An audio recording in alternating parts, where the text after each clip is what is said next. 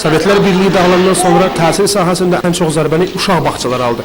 Bunu Təhsil Nazirliyi məktəbə qədər tərbiyə şöbəsinin müdiri Nərminə Alpağıyeva bildirdi.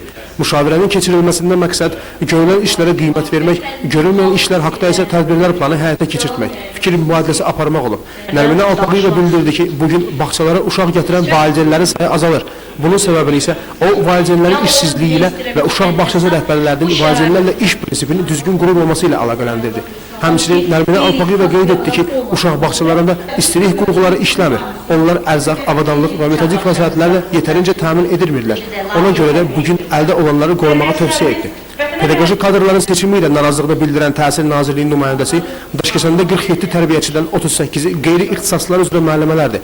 Şəmkirdə isə 432 tərbiyəçidən 62-si digər sahələrin nümayəndələri olduğunu bildirdi.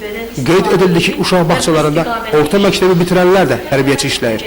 Müəllimlər uşaqlara bir neçə şeir oxutmaqla, müəyyən rəqəmə qədər saymağı öyrətməklə işlərini bitirmiş hesab edirlər.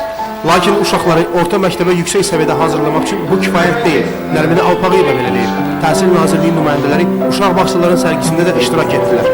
İlqar Ağayev, Vaqif İbrahim Xəlil, Xəbər Plus.